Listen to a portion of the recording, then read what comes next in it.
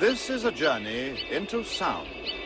A journey which along the way will bring to you new color, new dimension, new values, and a new experience. Welcome to the G-Spot Podcast.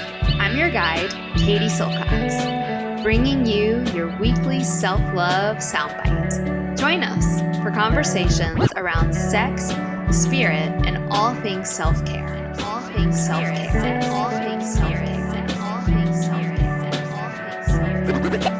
This is a journey into sound. Uno, dos, tres, cuatro. You are a G-Spot Podcast with Katie Silcox. Hey beauties, the amazing thing about this podcast is that you get it for free. And today it is sponsored by one of my favorite girl businesses based in Northern California, totally female owned, family run, Pavani. Pavani actually means purity. And I personally use their products because they're amazing. They're organic, they're vegan, they're handmade by these beautiful Ayurvedic herbalists and totally Shakti empowered. I love their stuff. I particularly am digging their coconut milk bath right now. I've been doing a lot of Ayurvedic milk bathing, which is actually a beautiful Shakti ritual that cleanses the body, pampers the skin, calms the senses, and coconut milk is an option. You can use their coconut milk bath. It's got Himalayan salt in it. It's got cardamom, turmeric, Epsom salts. I love me some Epsom salts, lavender, and rose. So I'm really proud to have Pavani as our sponsor. And guess what? They're offering you guys, our dear listeners, a big old discount code of 15% off your purchase at their website, pavaniayurveda.com. We will give you the link in the show notes. That discount code is GHEESPOT, GHEESPOT. All right, guys, on to the show.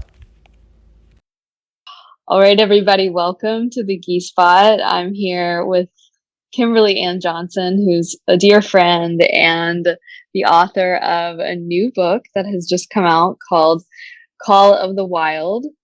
Kimberly is a long-term sexological body worker, somatic experiencing practitioner, yoga teacher, doula, single mama, spiritual maven. And we're glad to have you. Welcome. Thanks, Katie.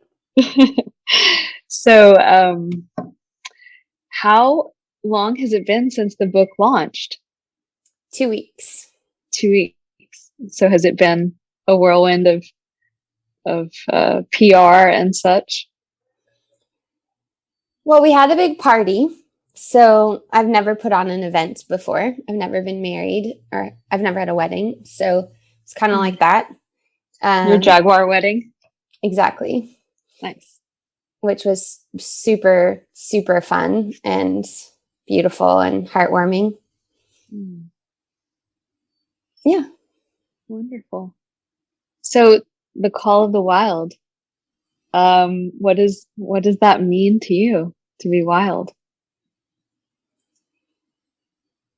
It means to be undomesticated and to be able to track our own internal impulses of desires all the way through to completion and satiation.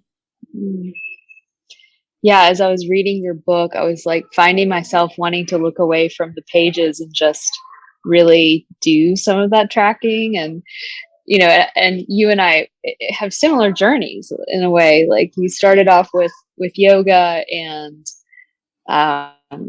later kind of came into these, what I guess could be considered some of these more fringe disciplines, because perhaps yoga and meditation weren't quite getting you to whatever the goal was. And I wrote a couple things down. You said you felt that you'd been swimming underwater with your head occasionally coming up. And I really resonated with that, having done, almost 20 years of really hardcore, really disciplined yoga and meditation practice, and just feeling like, you know what, I still am dealing with insomnia and anxiety and wacky emotional things coming up, and also, my listeners know, but lots of psychotherapy too, of like, not, I've never been one to shy away from the dark crevices of my mind, and yet there was something missing, and you really describe it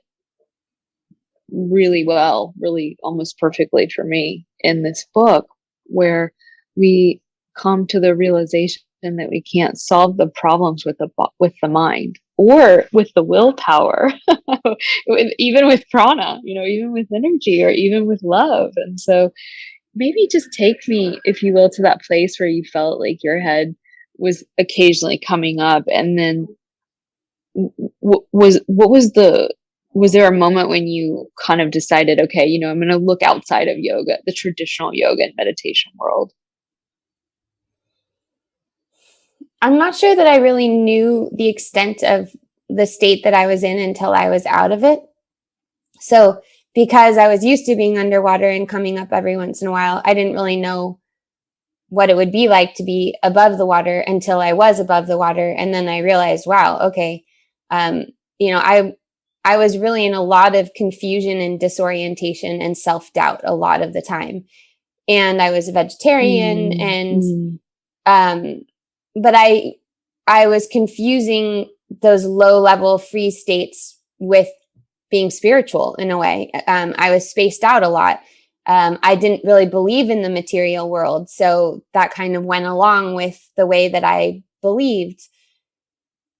So I never said, okay, I'm going to look outside of yoga. It was just that I knew that I got yanked out of it to begin with. So I had an experience with a guru that shook my world upside down and took me into enough darkness that I needed help. And there was no question about that, because I was, staying on my parents' couch and wearing the same clothes every day and not really able to talk or interact much socially. So I got shaken out of it. And at that point, it was pretty obvious that my yoga practice or meditation, at least in the form that I had it with the teachers that I had and the relationships that I had, wasn't going to be enough. And then the one time I was seeing a Jungian analyst at the time, but she had some somatic training and she was a meditation practitioner. But when she took me to the somatic work, it was like instant when I was like, oh, this is totally different than anything I've ever done. And it didn't make sense to me through my mind, because in my mind, I was a somatic practitioner. I was a dancer. I was a yoga teacher. I spent my whole life working with the body, looking at thousands of bodies, being really good at touching bodies and analyzing bodies. So it didn't make any sense to me why that would be different until I experienced it. And then I was like, okay, at the time I felt like really kind of annoyed, like, wow, I've spent all this time doing these things I thought were helping me. And I guess, yes, I really identify with that. But then looking back, I also don't know, maybe I needed all of those things first to make the somatic work that much more powerful. So I don't know, but for myself, once I knew what it was like to be, I still sort of haven't come back into relationship with yoga, because I used to do it because I needed it. And it doesn't really appeal to me in the same way anymore. I used to think like, okay, well, how would my life have been if I didn't come to yoga from a traumatized state? Like, what would yoga be like if I came to it in a regulated state? That's so few people's questions. Most people, maybe not so much anymore because yoga has gotten so popular, but I started in 93, and those first 10 years of yoga, when, the logo of my yoga studio was a caveman standing on his head at that time. It was still a super weird thing to do. Most people were doing it because they either had a physical problem or they were trying to work out something. Yeah, it reminds me what you're saying of the revelation I've had. And I too, I have to constantly tell people I don't teach yoga anymore. And yet I do feel like I'm teaching tantric yoga. I feel like I'm teaching feminine form, like a pranatana, like a lost form, whereby we call it pranatana. It's the jaguar, where that sensate, felt sense starts to actually teach you and inform you. And there's such a requirement of an incredible humbling of the intellect, which, I took a course, your Jaguar course, and I remember hearing you say that you'd been very praised your entire life for your brilliant intellect. And I, and me as well. Like we're so praised. We're so brilliant, Kimberly. No, but I think all of us are praised for this one aspect of who we are, and then this other aspect gets completely atrophied at best, and demeaned at worst. And in the book, you really talk about this, and I don't remember the exact quote, but that we actually, to use the word, solve these problems with something that isn't the intellect. And as I've worked deeply with both SE and organic intelligence and other modalities, they're all kind of taking their permutations. The thing that keeps coming to me is just the incredible experience of humility, in the best sense of that word, of there is this thing inside of me that is incredibly wise. Why is it so hard for me to actually surrender to that? And maybe that's for people that are totally new to this. Well, let me backtrack 1 second to just ask if you have any more thoughts about this. I think that there's an interesting play between people who are naturally capacious in the ability to disembody. Like for me, I love going into trances. I love that disembodied feeling. And there seems to be a correlation between folks who naturally have the tendency to do that, usually developed early in life, and being drawn towards yoga and meditation. And like you said, maybe because it's become so ubiquitous now, that might be distinct. But what I get concerned about sometimes is that we tend to be drawn towards the practices that are going to take us deeper in the direction of our nervous system tendency. Do you find that, Kimberly? Yes, because most of the people that I work with have a parasympathetic dominance. So they have more elastinous connective tissue. They identify as empathic or highly sensitive people. They tend to feel that they're really connected to cosmic reality, and are more in disbelief of concrete material reality. And I think we can map it onto the masculine and the spirit and the feminine as well. As like we live in this culture that really prioritizes productivity in the material world. And so it's easy to have an oppositional gaze and say, well, I don't believe in that. And I think this other thing is more important. And then a lot of these practices are developed in certain contexts, but we take them out of context. So it's real easy for me to be in a trance state. It's really easy for me to channel and incorporate entities. And just because you can do it doesn't mean it's a good idea to do it. And it doesn't also mean that you necessarily have the discernment or cultural framework that would make that be something that was life enhancing for you.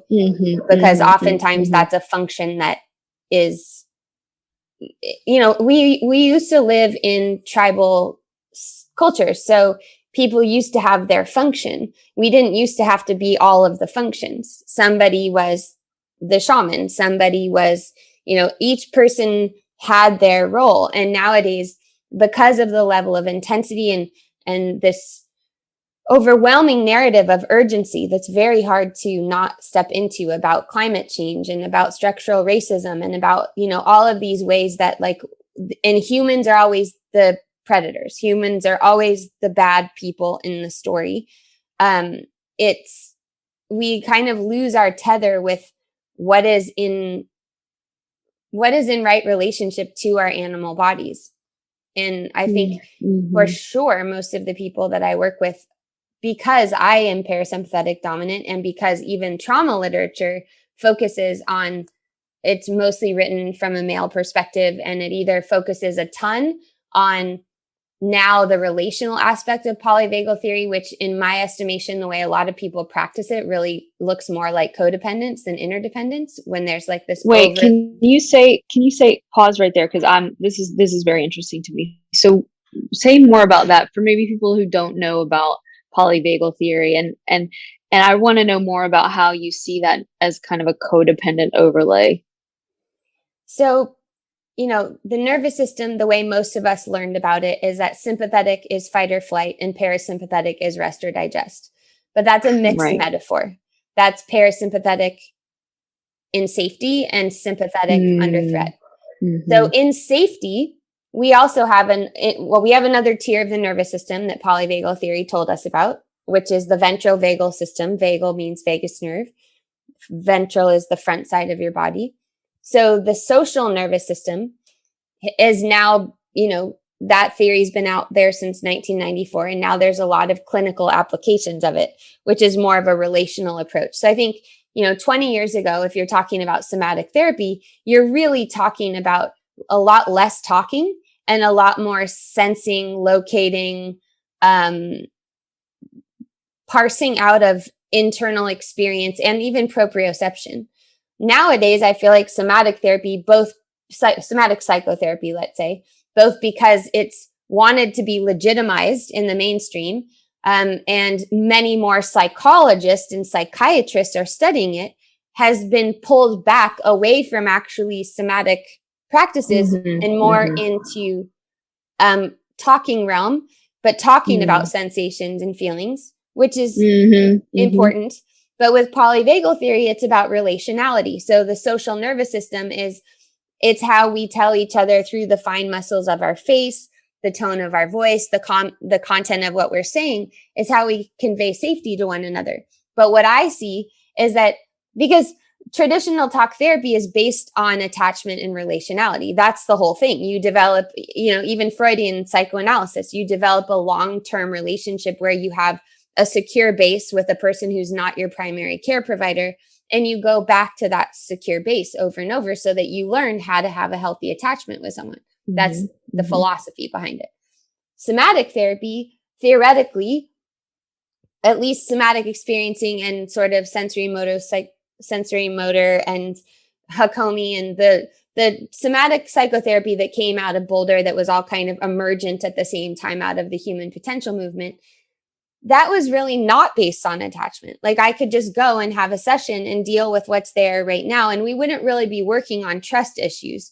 Not that that's right. It's just coming from a different perspective. Now people are like, no, we actually have to work on trust issues because that's trust, betrayal, belonging is where the social nervous system is. And because in polyvagal theory, the ventral vagal system is lauded as like the holy grail. Like that's where you're safe. That's the top of the ladder. Climb up the ladder, get there. That's the green light on the stoplight. Then there's this like kind of overly, in my opinion, only my opinion, overly syrupy kind of, not that it's not boundaried. It's just sort of like, I'm going to kind of talk slow and like, really right. I'm gonna really remother you through the tonality and and I'm gonna mirror you, and it's not exactly reflective listening, but it's close, and and that's just it's a different way of working. And to me, everyone takes these tools and makes them into what their practice is about. Right. I mean, at the end of the day, we have to be able to do it on our own, right? That's the whole game in Tantra as well, where you have a teacher, hopefully they were, I don't know if I really believe that this exists now, but that they would be, well, let's just say you would have someone that was doing that mirroring that may have gone on that journey before. But the whole idea was that you would develop the self-resiliency and capacity to be able to do that on your own. But I think we kind of need both. But anytime you skew into one direction too far, I can see that there would be a little bit of issue. Yeah. And I think, we also get in this position of where we're mixing up psychology and spirituality. And so, yeah, and do you think that's a problem? Well, for me, I kind of wanted yoga to be everything. I wanted yoga to meet every problem. I wanted yoga to be the solution for everything. And I really believed it was for a long time. Like, oh, if the yoga's not working, you're not doing it right, or you don't have the right tool for it, either for someone else or for myself. But then I realized like the role of a spiritual teacher is really different than the role of a therapist. And they're just two different things. And when we try to make them the same thing, it's problematic. So for someone that has no clue about what this is even about, I'm wondering what would be a way of introducing someone into the Jaguar path, or would it be felt sense, tracking? How do you get people who may have no idea, how does this differ from meditation? Maybe just sort of give us a definition of felt sense and how someone could start tracking as a Jaguar. I think one of the tools that's really simple, and it almost seems too simple to work, is just orientation. So kind of everything that we're talking about is about solving a problem. Like we're not feeling good, so we should solve the problem, and it's about us. And if I just quote unquote do the work or find the right kind of therapy, then I'll be able to solve the problem or feel better, which is totally normal. And, you know, we all want to feel better. But that inner world focus tends to exponentially feed on itself. And one way that we can move away from that is start to believe in the outer world and start to believe there's value in the material world. If you happen to be someone who, like me, didn't really believe that, and look around. Really nice. And like really, yeah, look around. My mind always goes to the Tantra, right? Like the Divine Mother is Divine Mata, and that word Mata literally is the same as matter. And it's like, even in the yoga tradition, we've forgotten that outer reality is also divinity. And to, you know, when I first started doing orientation, it came to me that this is a way of meditating that actually like views things with their value. Whereas before I kind of wanted to go inside, like you were saying. You wrote in the book, we are stuck in patterns because of our default approach. Our default approach prioritizes the rational and the verbal. So as you start to orient, as I start to orient, what I first start to notice is how much I'm still thinking. How do you start to, just thinking of those who are listening, how do you start to get your system to begin to prioritize the felt sense and the sensations over the verbal when we are swimming in a sea of the verbal and the analytical, both the sea inside of our head as well as the sea in our social media, the news, everywhere, right? How do we begin to kind of... One way is to start with what's right attention. So directing yourself to away from what's wrong to what's right in a felt sense. So not like the Pollyanna, like see the bright side of things or like look at the bigger picture kind of thing, but like in the present moment of just what are you sensing? I mean, there's so many ways to do it. Tip the scale. For some people, you know, just picking up an object and like holding the object and touching that object until you were really not associating like, oh, this is a pen that I'm holding, but you start to feel like, oh, this is kind of slick. And the edges are a little bit round. And about 30 seconds into touching an object, you'll just be in the sensate realm of it. You won't be in the meaning framework of it. But it is a continual reorientation. I mean, I got in a car accident like a couple of weeks ago, 2 weeks ago or something. And I wasn't even barely out of the car before my mind was already going, is the universe trying to slow you down? Right. What's the spiritual meaning of this? A bunch of meaning. And I wasn't even out of the car yet. And I watch people do this. Wow, that's hilarious. I watch people, they just had a baby. They're like 3 days postpartum and they're giving people advice on postpartum and on having a baby. And it's like, you're inside the rite of the passage. You haven't even completed your rite of passage. And now you're a teacher about it.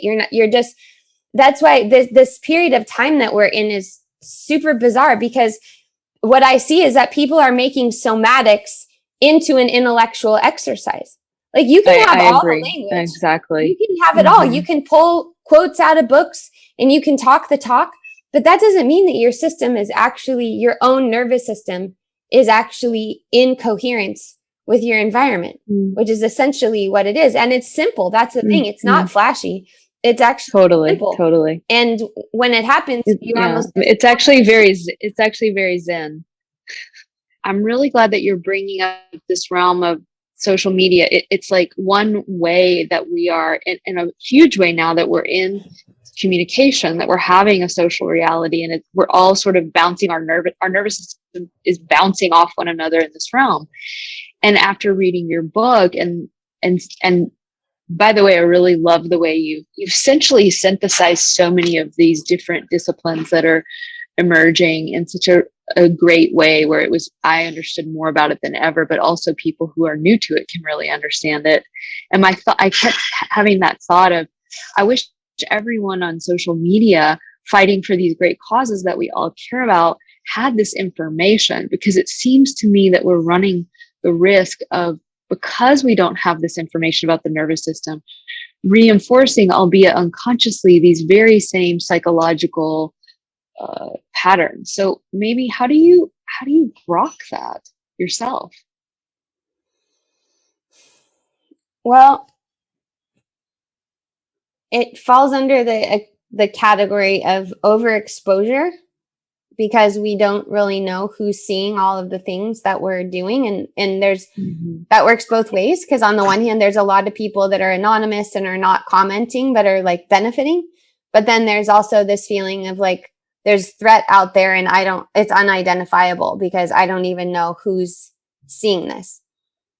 And right. We have a lot of moral outrage and indignation. And now that we've been a year into this pandemic, a lot of immobilization responses, and not just from the pandemic, but also from thousands of years of culture making that's out of alignment with our nervous systems. Then those immobilization responses are turning into like moral outrage and indignation, which in some cases is completely proportionate to what should be happening, like the murder of George Floyd. And in other cases is people turning horizontally on one another. That's what I'm really concerns me, is that in most of the worlds that I live in, people don't have much power, like the doula world. Like doulas have like literally hardly any power. Most money, no money. Right.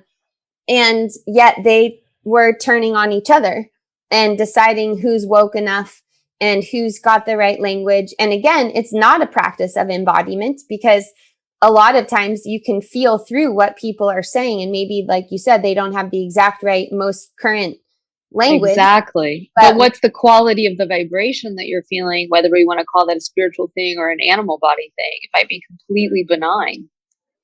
Yeah. And I mean, there's certain things that happen, like someone shared in my Facebook forum about what should they do when someone comes up to their daughter and says, you're really, like, she's so cute or something. And it was like, everyone sort of jumped on of like, tell that person that they should tell her how intelligent she is and she's this and she's that.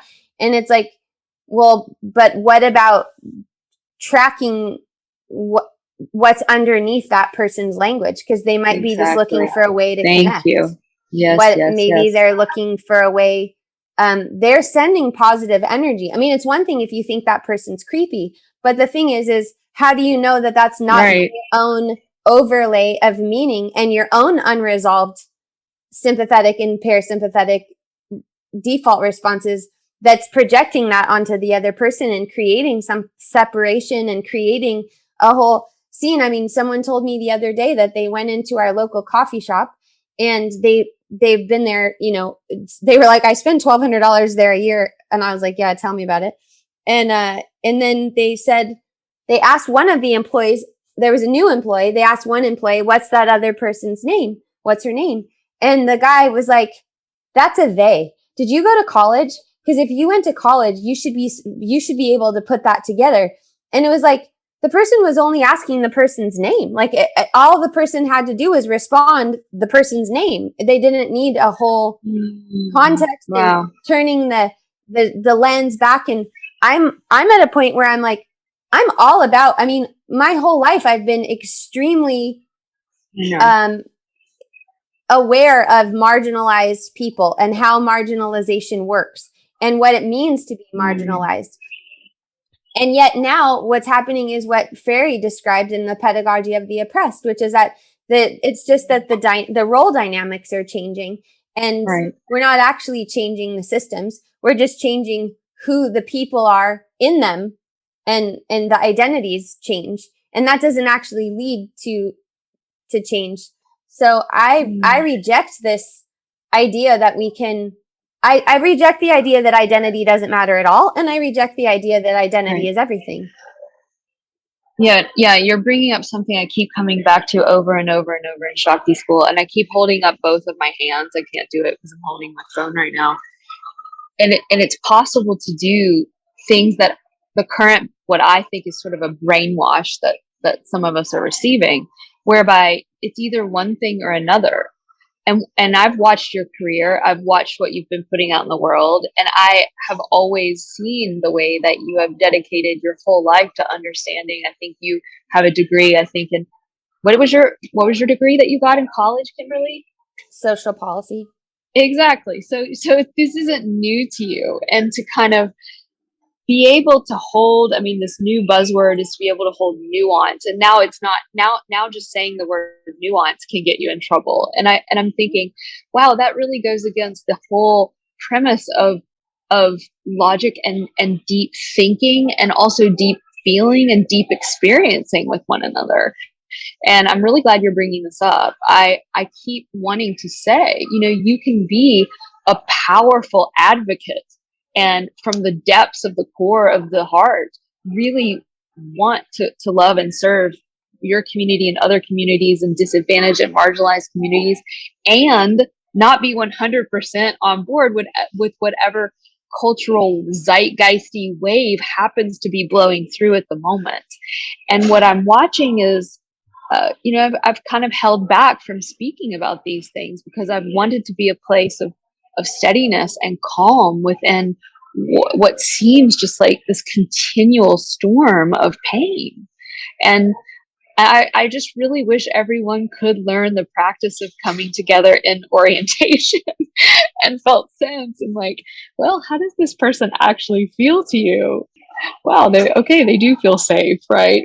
And I think also on a global scale, but particularly in our country, there's this reliving of a collective trauma that some groups may be experiencing, obviously, in their very own and important, unique ways. And it's like, hell yes, that is so great that this is coming to the surface.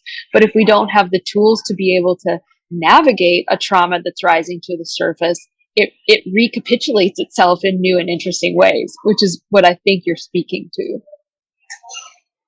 But can do more harm. Giving voice and agency in places where it hasn't been, right? And really questioning power and questioning how power operates in our nervous systems.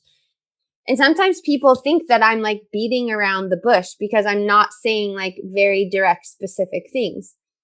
I have very strong viewpoints, and I'm pretty vocal about what those viewpoints are. But my job as a teacher isn't to indoctrinate people into my point of view. My job as a teacher, Amen. And the same as a parent. My daughter and I, we disagree on plenty of things. But what a healthy social nervous system is I'm not convincing you. I'm telling you how I feel. And I love you the exact same. And we're going to remain in connection throughout this conflict. So wow. What would our world look like if we did that with one another? That would be an amazing world. I hope that's what we're going towards. I mean, I think that we're just emerging, and most people that have had less structural power don't feel safe in heterogeneous groups. And so we're needing more affiliate groups where people can find safety in sameness. And that makes a lot of sense. And hopefully we'll create enough safety there that we'll be able to have heterogeneous groups where people also have safety. Because to me, this is where my spiritual path didn't help me at all. Well, first of all, it didn't help me at all with relationality. It didn't help me like learn how to communicate with other people. No. And like, it didn't help me with that. But it also didn't help me. I lost my train of thought, but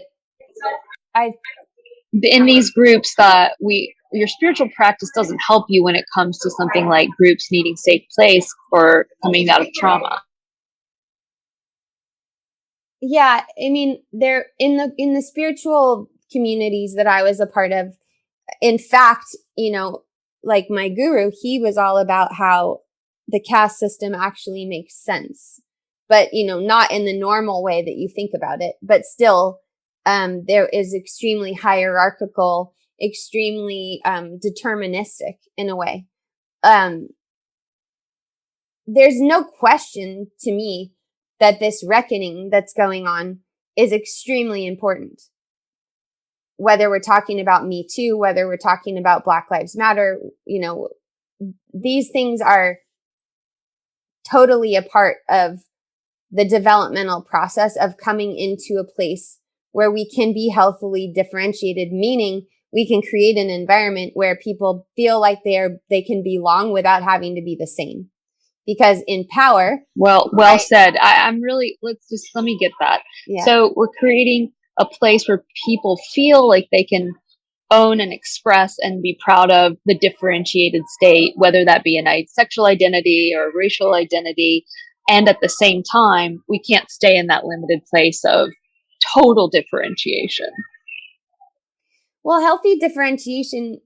total healthy differentiation it's a good thing. That doesn't mean that there's not interdependence. Meaning we can hang out with people that aren't just like us. Yeah, we can hang out with people that aren't just like us, and we can tolerate the differences. Right now, we're throwing all these words around like violence, like harm, like triggering in ways that are just, it's like popcorn exploding in all directions. The words have lost their meaning. And like, there's a big difference between violent physical harm and using different terminology. It's the same that I've been saying for years about Me Too, that we threw, the person catcalling you on the corner in the same bin as somebody who has child's sexual abuse. As a practitioner, we deal with those. Right. Completely different. And it doesn't mean that everyone doesn't have their own right to come to this in their own time. And, and it's very easy to criticize. You and I are both white-bodied. We've had a lot of privilege. We've been able to learn and travel to other cultures that sometimes people from those cultures can't do. And I hope, and I mean, on my end, like, I've been reckoning with that for a long time. But for a while, I was reckoning it in a way that was actually not helpful at all, because I felt so silenced and disempowered by it that I wasn't actually able to make the actions that I thought were right to do something about it. Well, that's my concern, because I think a lot of my audience, a lot of the students I see, there's this deep, deep longing within people of all different backgrounds, not only a Caucasian or white-bodied background, who legitimately are like long to have that experience of being a help and being what's called an ally. But at the same time, through the cultural malaise that we're living through, have kind of gone into a place of freeze around it. And, I kind of want to relate this to your paradigm in the book of predator and prey. I love this paradigm. It's very interesting. And it was helpful for me when you did an exercise where you made us watch a video of a bunny getting chased by a wolf. I think, was it a bunny? Which happens to be my nickname, which I think I need a new nickname. Like, I don't want to be the bunny anymore. Although I love the bunny. It's like, we don't want to make the bunny the bad one, right? And so you made us watch this video, and it was like, which one do you identify with? And it was really interesting to do that. Is it that we exist in this duality of predator and prey, like oppressor, oppressed, or isn't there a third realm that we're looking for, where we can navigate both of those capacities inside? Isn't that what makes us humans interesting and different? Maybe speak to that paradigm and the duality of it. Is it necessarily always a duality? Okay, so we got a lot of threads going on right now. Okay. And it's important at this it's important that we really clarify each of them so that people at least understand. I don't know where you and I are in agreement or disagreement, but Sure. so people understand layer by layer. So if people are feeling like they're frozen because they really care about what's going on, but they feel like they can't do it right, it's hard. They've already maybe been canceled. They're basically feeling very narrow and maybe apathetic because they've tried and it doesn't seem like anything's going to work. That's one thing. And that's, I would say that it depends on where you're at in that journey. One of the things I think is important to say is like, it's normal. So what I feel is happening in social media is like at every turn, we're being told how we should think. And if we think this, then people say, well, if you don't believe this, then you're not this kind of feminist. And if you don't believe this, then you're not this kind of anti-racist. You're only good if you believe this, and this. Right. And that actually changes on us. It's a moving target as well. Right. Which is, that's always going to drive anyone crazy, because if you're not in your center, then you're just being pulled around off center. Right. So the ultimate goal of really this work is well to find our own center and to find what your own work to do is. Do I care? Because I don't know exactly why, but I just always have. I care about almost every cause. I mean, there's a couple that I don't like. I'm not super into pets, but like, you're going to get all the pet hate emails. I know they're going to be like, fund the animal shelter, whatever. I'm not actively against pets. It's not really my thing, but I have a sister and she adopts animals all the time. It is her thing. Point is, you're allowed to have your thing. And you're allowed to have what really matters and is important to you. And in fact, I believe that that's why certain actions are really impactful coming from certain people, because that's your lane. That's what you know about. And normally, thank you. This is so important to hear. Normally, those things are related to your life experience. So we're in a ton of double binds. Now, I also want to say that just because I'm in a specific double bind doesn't mean I think I'm a victim. It doesn't mean I think I'm prey. And I might have some of those behaviors. I might find myself in a flight response. I might find myself in a freeze response. But that doesn't mean that I'm thinking that all of a sudden my quote unquote feelings are like primal to primary, I should say, to the whole thing. So, I've given whole classes on race in the nervous system. It's different to center yourself than to be centered, but everything is context dependent. So we have to know what we're talking about and where we're talking about it. But the point is to come home to yourself, because if we're just getting our attention yanked everywhere and then we're just following along, trying to be good, doing the thing that other people tells us is to be good, then ultimately we're not even trustworthy. We're not trustworthy to ourselves or anyone else. Exactly. And it's not authentic. And I think on some level, people can feel that. Like, this is just me personally, but I think that most people can feel that authenticity rather than, and there's even a word for it, which is performative. And it's like, ew, don't be performative. And again, there's another double bind and you're like, great, I'll be real. I'll be myself. And then you're like, oh, but don't be yourself, And so I think that distinction between centering yourself and being centered in yourself is really key. I really encourage that to be the place that we keep holding as the goal. So for the predator-prey relationship, I think that in order to be centered, we have to be able to occupy that full range within our nervous system. So that's when I say that doesn't mean that out there in the world, you go around behaving like one or the other. It's actually not really about behavior necessarily. Right. Or where can I be a predator today? You're not looking for the opportunity necessarily. No. Because a predator, what a jaguar spends most of its time doing is walking around, laying on tree branches and playing with its cubs. And then every once in a while it hunts, or it teaches its cubs to hunt. And it's the females that teach the cubs to hunt. So what we think of predatorial is feral. It's not wild. It's feral animals that are approximated to domestication that go crazy like wolves in a hen house. Mm-hmm. It's not actual wildness. So, you know, these conversations are very layered because these words, you know, predator, like when you say predator, you think of, especially if you've been prey in your life, I have, then you think about it like, well, I would never want to be like a predator because I would never want to hurt anyone. And that's the starting point for most of the people that I work with. But then I realize it's not just that they don't want to, they don't know how in their own system. So if you don't have self-protective, self-defensive mechanisms that are going to kick in when they need to, because they didn't kick in the past, or you've been indoctrinated out of them, then you don't have, you live in this place of self-doubt. And for a good reason, because you don't actually have those reflexes and responses available to you, knowing that they will kick in if you need them to. That it's available. Yeah, I love this.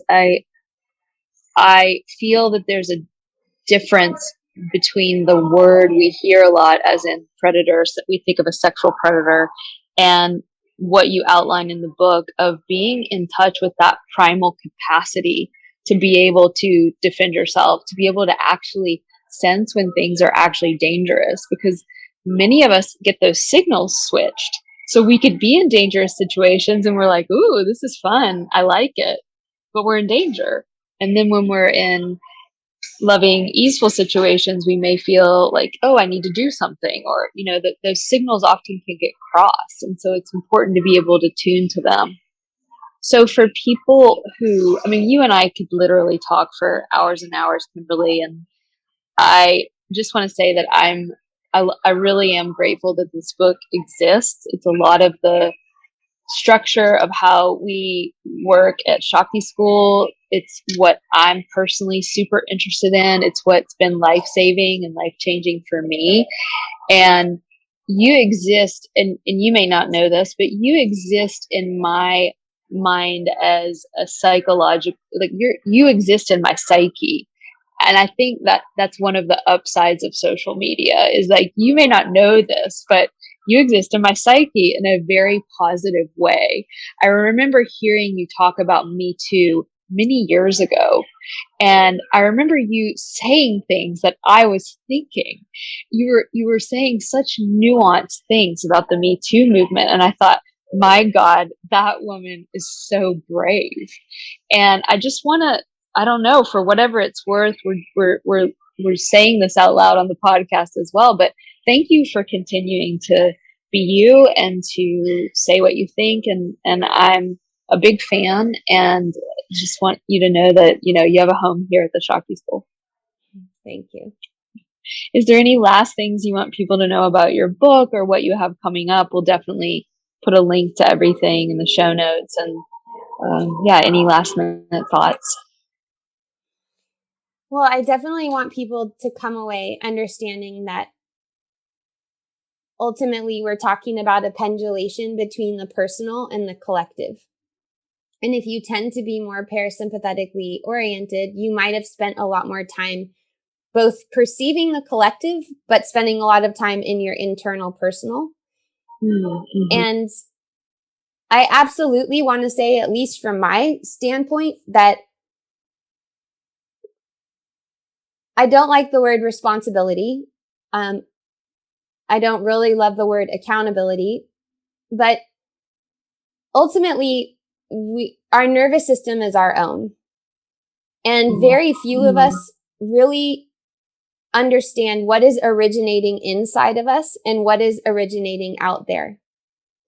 And it is absolutely okay to decide how you want to direct your attention. And in fact, it's your responsibility. So trauma tells us that it's too much, too fast, too soon. Everything's urgent. And when you listen to the leaders in the somatic abolition movement, like Resmaa Menakem, what you hear is it's going to take generations for all of this to be undone. I mean, the field of gynecology is like a totally racist, sordid history. So for us to reclaim our gynecology, It's going to take time. So play the long game and give yourself permission to go for long-term solutions. If someone's telling you you're not anti-racist enough because you didn't put the square up, only you know, and only you know what you're doing in your personal life. And for me, lately, people have been asking me, so what are you doing? What's your restoration plan, reparations plan? How are you giving back? I'm like a somewhat public figure, but it's like, I don't have to actually tell anyone that. I can just say, like the other day I posted a video and someone said, well, how are you giving back as a white woman? And it's like, well, if someone's just cruising by your Instagram and doesn't know anything about you and doesn't know anything about the work you do in the world and doesn't know, and then has an opinion, it's like, you don't actually have to answer people. Even if they're going to tell you that you're silencing them and you're pulling a power trip and they're going to tell you all these things, only you know about yourself, how you're dealing with your energy and the resources that you have. So to me, it's like, it does take time to build in equity into the baseline of a business. It just does. And much less a culture. And we're rebuilding. We don't even really have intact tribe or culture, which is part of the reason why most of us feel so disenfranchised. And, my first book was about the fourth trimester. Why? People think it's like totally unrelated to this book. It's everything about this book. It's like the cultural fabric doesn't exist for white overculture. Therefore, we're borrowing, if anything about the postpartum time comes from earth-based indigenous traditions, basically. Yeah, we had a lying in period, but like mostly we're drawing from cultures that really understood what it meant to honor and still do the mother-baby dyad. So yeah, absolutely. That period of time. Ayurveda has one of the most incredibly intact systems of postpartum care on the planet. It's incredible. Yeah, so we do have the technologies, but I think I stand as, especially because, I'm 46, I'm almost 47. And a lot of people, I don't know the age demographic of your podcast, but I find myself needing to really talk to the millennials and my daughter's generation. That's like, yeah, we're elders now, well, Kimberly. I don't know. I don't know about that, but I do think that it's important because I wasn't raised in social media and I see how it's impacting my brain and how my brain works. And for people who've been raised in that soup, it's really important to reiterate the impact that that's having, because basically it keeps us in this social nervous system evaluation, which is comparison all the time of fawning, fitting in. Do I belong? I don't belong. Do I belong here? I don't belong there. And it keeps us out of these more primal responses and repair that are much more foundational to our health. Well, and you know what that brings? That's fawn. What was it? Fawn fit in. What that brings up for me is that if we're really going to heal these long-term traumas, like you were saying, Risma says it's going to take generations and generations, that body-based healing experience cannot happen on social media. I'm sorry, it cannot. And if anything, it actually requires that you turn it off for an extended period of time. And that is the right of anyone. That is the right of all birthed, breathing humans. Because I've heard as well, like, oh, well, it's your privilege that you turn off social media. And I reject that. No, I think that we're going to see, what we're going to see is just a much bigger polarization. I'm planning on going off social media within the next year. Sorry, like off? Yeah. Like tell me. So let's talk about that a little bit. So if people want right now to begin, because I'm one of them, and I'm not saying I'm going off next year, but Kimberly, I'm tracking that as well. There's something really insidious about this modality. If people want to start now repairing the nervous system to get out of that fit in, fawn, fight, flight thing, what are ways that you're working with it now? I mean, talk to me about this, because I think people need to hear this and I need to hear this. Well, I mean, I've given into it for the moment. To me, abstinence is really easy. I do fine with zero of it. I just don't have a good handle on moderation with it. But because my book just came out and it's a medium that, my publisher gave me a big book deal precisely because I do use it. So I think it's different for everyone. It depends. I think that book, How to Break Up with Your Phone, is a fantastic book. I think people can read that book if you want to. And We'll have to link to that. Lots of good suggestions about, sometimes it's just physical, like it's literally putting your phone in a case, like in a safe or something, where if you were going to go grab it, you have to unlock it to get to it. Sometimes it's putting your phone out of your visual field. But I think it's also just making a decision if you're going to be in charge of it or it's going to be in charge of you. And then dealing with the strong feelings and impulses that you have. But like any habit, the best thing to do is replace it with something so that when you're about to reach to your phone, you have something else that you can do instead, like have a book nearby or something else that you're deliberately choosing, because otherwise we are just being controlled by our phone. And that's the reality of a lot of people. And not even to go into the more dark side of the way in which we are all, I don't care if you're white, black, Republican, Democrat, we're all being psychologically manipulated by these things. And I really feel it. I went off my phone for 2 weeks and I could literally feel the light coming back, that, and not that I'm not a big social media user. I use it for the Shakti school. I try to use it to share good things and light. I'm not a scroller. But even me, like, I don't even use it that much. I'm still like, oh, well, what's that person going to say about what has this person said about this? And really what it scrambles your nervous system because there's not actually anyone there. There's no there. It's like we're looking around at ghosts in a way. Maybe we can bring you back on before you do that or after. I'm really curious about that. Yeah. I mean, I think that's another thing that we can leave people with is just how we're going to gather, because we've gotten more and more accustomed now to, you and I are talking and we can see each other. So that's better than only audio, but we have two screens between us and our eyes are narrowed to a focus and we're not actually we're looking at talk bizarre is looking at yourself while you're talking all the time. Like that's even more bizarre than looking at someone else. Like how you just see yourself. That's bananas. It's the cult, the book I'm reading now, the cult of narcissism.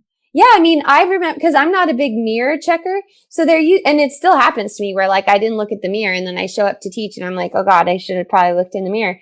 But hours and hours and hours on end, I'm looking at myself because I'm talking to other people and I happen to be on the screen or I'm teaching.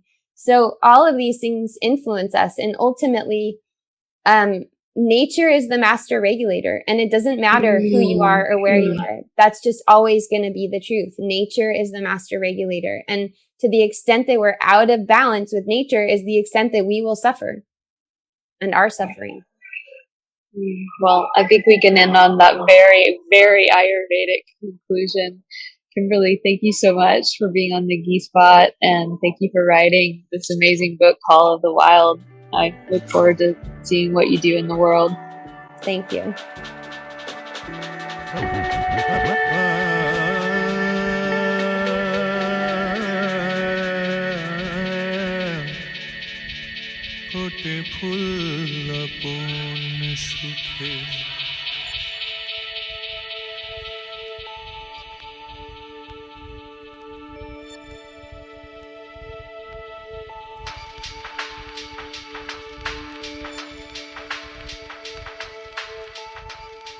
फूटे फूल